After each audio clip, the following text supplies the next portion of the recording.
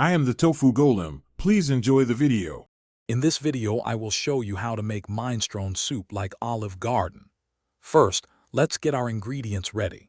You'll need a good selection of fresh vegetables, including zucchini, carrots, and spinach. Don't forget a small pasta like ditalini, and essential pantry items such as vegetable broth, canned diced tomatoes, and cannellini beans. Having everything prepped makes the cooking process smooth and enjoyable. Now, let's build that delicious flavor base. Begin by sautéing your diced onions, celery, and carrots in a generous amount of olive oil until they soften. Next, stir in minced garlic and a good quality Italian seasoning to really bring out those aromatic notes. Once fragrant, pour in your vegetable broth and canned diced tomatoes. Bring this mixture to a gentle simmer, allowing the flavors to meld beautifully.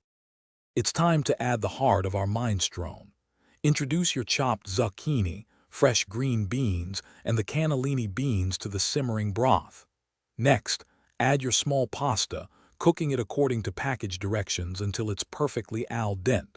Finally, just before you're ready to serve, stir in a generous amount of fresh spinach and chopped parsley. This adds vibrant color and a burst of freshness. Your homemade Olive Garden-style minestrone is now ready. Ladle it into bowls, and don't forget to offer some freshly grated Parmesan cheese and a side of warm, crusty bread. A final drizzle of good olive oil and a sprinkle of fresh basil can elevate the presentation and taste. This soup is perfect for a cozy meal.